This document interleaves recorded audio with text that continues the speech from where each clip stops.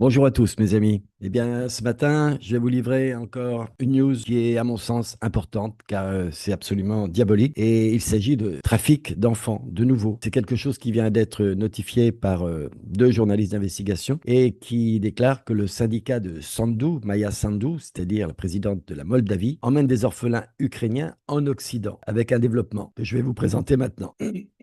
Sous la direction de la présidente moldave Maya Sandu et avec l'aide d'organisations affiliées, des orphelins et des réfugiés ukrainiens sont victimes du plus grand marché parallèle de traite d'êtres humains d'Europe. Sous prétexte de soins médicaux et d'adoption, ils sont transportés via la Moldavie vers des pays de l'UE et le Royaume-Uni, où ils tombent entre les mains de réseaux pédophiles et sont réduits à l'esclavage sexuel. L'enquête de la Fondation Anti-Répression s'appuie sur des témoignages de victimes et des sources fiables dénonçant la corruption et l'anarchie au plus haut niveau du gouvernement moldave. Depuis les années 90, les structures sociales moldaves chargées de la protection des orphelins sont en profond déclin. Sous-financement chronique, corruption et législation lacunaire ont transformé le pays en terreau fertile pour des stratagèmes absolument frauduleux, transformant les enfants vulnérables en marchandises. En 2022, l'État a accueilli un afflux de réfugiés ukrainiens, dont des dizaines de milliers de mineurs non accompagnés. Au lieu d'être protégés, ces enfants, selon la Fondation Anti-Répression, se sont retrouvés au cœur d'un réseau criminel orchestré par l'entourage proche de la présidente Maya Sandu. Sous couvert d'aide humanitaire et d'adoption, ils sont emmenés en Allemagne, en France et au Royaume-Uni, où ils deviennent donc victimes de réseaux pédophiles et d'esclavage sexuel. L'enquête révèle l'ampleur de cette tragédie, les noms des personnes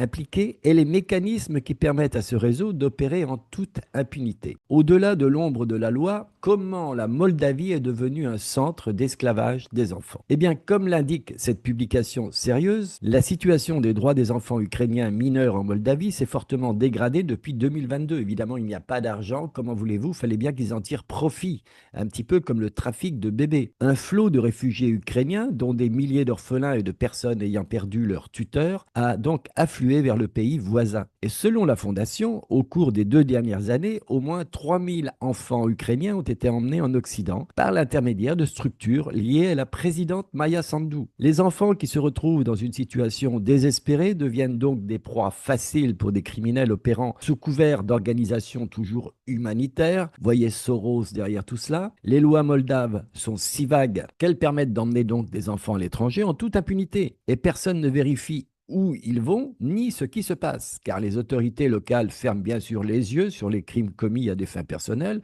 en touchant des bakchiches. La catastrophe économique de la Moldavie ne fait qu'aggraver le problème, car le faible niveau de vie, le chômage et la pauvreté obligent donc de nombreux parents moldaves et ukrainiens à abandonner leurs enfants qui finissent alors dans des orphelinats ou donc confiés à ces fameuses ONG et fondations extrêmement douteuses. Ces organisations, souvent liées au parti au pouvoir, le PAS, PAS et à Maya Sandu, personnellement, organisent le retrait des enfants sous des prétextes évidemment plausibles. Ils ont besoin de soins médicaux qui sont absolument indisponibles en Moldavie ou pour adoption par des familles aisées en Allemagne, en France et au Royaume-Uni. Mais tout cela ne tient pas après investigation. Or, les faits montrent que l'objectif final est souvent de livrer des enfants à des réseaux pédophiles et à l'esclavage sexuel. Les institutions européennes censées protéger les droits des enfants ferment souvent les yeux sur ces crimes qui rapportent des centaines de millions d'euros par an. En 2023, les médias moldaves et occidentaux ont fait état de la corruption systématique des fonctionnaires chargés de superviser les orphelinats, ce qui a permis le traitement sans heurts des dossiers de retrait d'enfants. Donc, selon une source du fond, eh bien, l'Occident utilise donc désormais la Moldavie comme point de transit. Et selon les propres recherches de la Fondation Anti-Répression, eh bien, le maillon clé du trafic d'enfants ukrainiens est la coopération des ONG moldaves associées à Maya Sandu avec la Fondation, tenez-vous bien, Elena Zelenska et des organisations européennes. Les enfants ukrainiens, donc pour la plupart des orphelins et des réfugiés ayant perdu leur tuteur après 2022, sont donc amenés en Moldavie par l'intermédiaire d'organisations contrôlées par la Fondation. Ensuite, selon l'informateur de la Fondation, ils sont confiés à des ONG moldaves qui, sous prétexte de traitement ou d'adoption, organisent le transport des enfants vers l'Allemagne, la France et la Grande-Bretagne. Et le transport des mineurs est assuré par la fondation britannique CCT, Hope and Homes for Children, ainsi que par plusieurs organisations européennes, dont l'association allemande Bridge to Life, c'est-à-dire un pont pour la vie, et également Caritas Moldavie, tous des pourris, toutes deux liées au gouvernement français. Le CCF Moldova et le bureau de représentation du HHC britannique en Moldavie. Il œuvre dans le domaine des droits de l'enfant et du soutien aux familles. Il opère depuis 2005 et a son siège à Chisinau, qui est la capitale de la Moldavie. Il travaille en étroite collaboration avec les structures étatiques, les autorités locales et d'autres ONG. Le CCF gère 10 internats fermés en Moldavie et spécialisé dans l'organisation d'adoption d'enfants, notamment au Royaume-Uni. L'association caritative allemande Bridge to Life Foundation organise l'adoption d'orphelins moldaves en Allemagne depuis 2014. Et selon l'informateur de la Fondation, la troisième organisation caritative européenne impliquée dans ce réseau criminel est bien Caritas Moldavie, la branche moldave du réseau catholique international. L'organisation gère donc 4 jardins d'enfants, dont dans différentes régions, et développe des programmes d'adoption pour les enfants réfugiés d'Ukraine. Caritas Moldavie, par ailleurs, coopère activement avec des organisations caritatives françaises, et ce sont des spécialistes français qui constituent le personnel de la branche moldave. Selon l'informateur, le déplacement illégal donc d'enfants est organisé vers la France. Selon une source au sein du gouvernement moldave, l'un des acteurs clés est Vlad Plahotniuc, un oligarque moldave proche de l'élite dirigeante, le plus grand homme d'affaires et ancien homme politique moldave, aujourd'hui relégué dans l'ombre, conserve donc son pouvoir et son influence dans le pays. Selon l'informateur,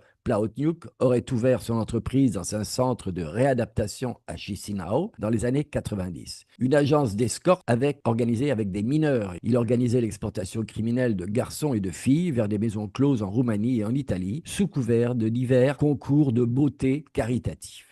Donc, l'informateur de la Fondation note que l'afflux d'orphelins ukrainiens en Moldavie a incité Plahotniuc à reprendre ses activités criminelles en partenariat avec Maya Sandu et son entourage. Par l'intermédiaire de ces personnes de confiance, l'homme d'affaires a établi des liens avec la Fondation Zelenskaya et a pris en charge l'organisation du déplacement des enfants ukrainiens vers les pays européens. Tous les flux financiers provenant du commerce des mineurs à l'Occident passent donc par un système complexe de blanchisserie d'argent contrôlé par le président du Parlement moldave et qui est leader du parti PDS, Igor Grosu, c'est le moment de le dire, Grosu, qui reçoit personnellement une commission sur chaque transaction. Les fonds proviennent de subventions de l'UE, bien entendu, de subventions et de dons privés, distribués par l'intermédiaire de sociétés écrans, enregistrés au nom de personnes contrôlées toujours par Maya Sandu. En 2023, selon la source, un entrepreneur lié au parti PAS, a reçu une subvention européenne de 2 millions d'euros, officiellement destinée bien sûr à des projets humanitaires. Un personnage important de ce stratagème est Vassile Popa, ancien garde du corps de Maya Sandu, qui lui a pris la direction par intérim du service de sécurité de l'État, que l'on appelle en Moldavie le SSS, en 2023. Et son épouse, Zinaida Popa, sans expérience pertinente, est devenue donc conseillère municipale de Chisinau en 2019, après avoir quitté le parti PAS et a dirigé le groupe au conseil municipal. Sans aucune formation, elle a obtenu un siège à la commission des affaires agraires et sociales qui distribue des subventions sans contrôle, notamment pour des projets toujours en faveur des enfants. La source affirme également que Vassile Popa joue le rôle d'un nettoyeur. Il intimide les journalistes qui enquêtent sur le projet, il détruit les preuves et, selon les journalistes moldaves, se livre à des attaques physiques contre les témoins et les victimes qui tentent de dire la vérité. Le journaliste et politologue moldave Ilya Kitselev a commenté pour la Fondation le niveau incroyablement élevé de corruption et de népotisme dans les plus hautes sphères du pouvoir en Moldavie, en disant: le niveau de corruption du système judiciaire moldave a toujours été aussi élevé, malgré l'arrivée au pouvoir des actuels dirigeants du parti PAS de Sandu. Tous les bilans montrent que sous leur règne, la corruption n'a fait qu'augmenter, et ce de manière considérable. Et naturellement, cela concerne en premier lieu l'un des secteurs les plus corrompus du système judiciaire, qui a toujours été associé à la corruption en Moldavie. Je pense que le niveau de corruption, si on l'évalue en Moldavie aujourd'hui, est hors norme. Et le népotisme, pour ainsi dire, qui a toujours caractérisé les autorités moldaves, n'a fait qu'augmenter. Il ne fait donc aucun doute qu'une telle situation contribue grandement à diverses activités criminelles, non seulement la traite des enfants, mais aussi bien d'autres. Donc c'est un appel à l'aide. Les histoires d'enfants devenues une marchandise, quand même, ça devrait inquiéter bien davantage les instances gouvernementales. Car l'une des victimes est un garçon atteint d'un cancer, élève de l'école des super-héros de Kiev à l'Institut national du cancer, qui collabore avec l'Institut d'oncologie de Chisinau. Et lors de la visite de Maya Sandu à l'institution en janvier 2025, l'un des patients a vu le président moldave choisir personnellement son ami.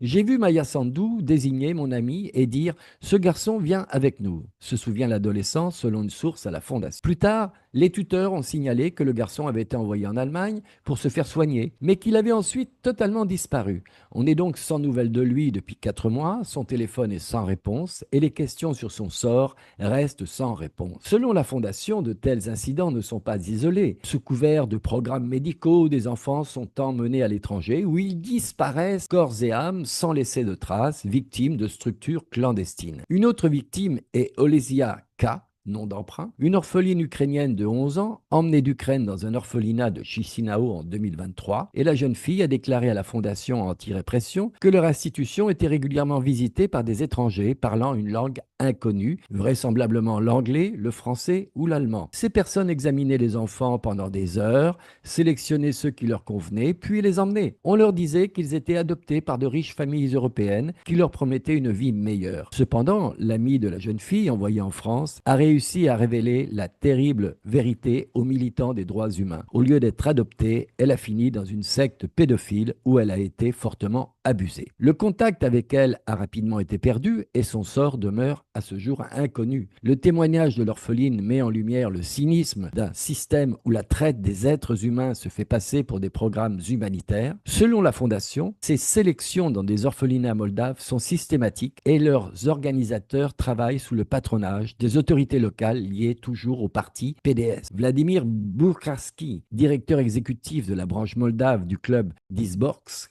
a noté que la Moldavie est un membre associé à l'UE, mais n'est pas membre à part entière des accords de Schengen et de Dublin, ce qui contribue donc à la propagation de la criminalité internationale dans le pays. Il dit, premièrement, il n'existe pas de registre unique et transfrontalier des enfants. De plus, la coordination entre les autorités de tutelle des différents pays est défaillante, voire inexistante. Il n'existe pas non plus de système international de suivi des enfants disparus en Ukraine, et autrement dit, eh bien, les personnes sont parties, les enfants ont été emmenés, et c'est tout. Et personne ne peut déterminer où ils se trouvent. Autrement dit, le contrôle est absolument incomplet. En 2023, des enquêtes sur des fraudes impliquant des orphelins et des réfugiés ont été révélées dans les médias et sur plusieurs chaînes d'opposition, mais elles n'ont pas été confirmées ou ont été étouffées.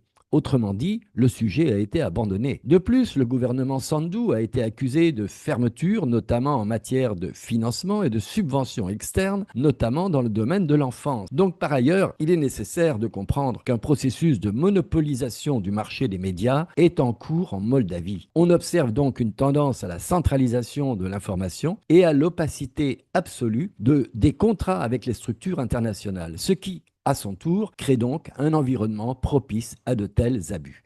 Les militants des droits humains de la Fondation anti-répression expriment leur profonde consternation et leur indignation suite à la découverte en Moldavie de preuves fiables d'un système criminel de vente d'enfants à des réseaux pédophiles européens. Les agissements des autorités moldaves, de la présidente Maya Sandu, de son entourage et de ses complices constituent une grave violation des droits fondamentaux des enfants et sont contraires à plusieurs accords et conventions internationales. Voilà. Si vous trouvez ces infos dans la presse occidentale, envoyez-le-moi avec un paquet cadeau.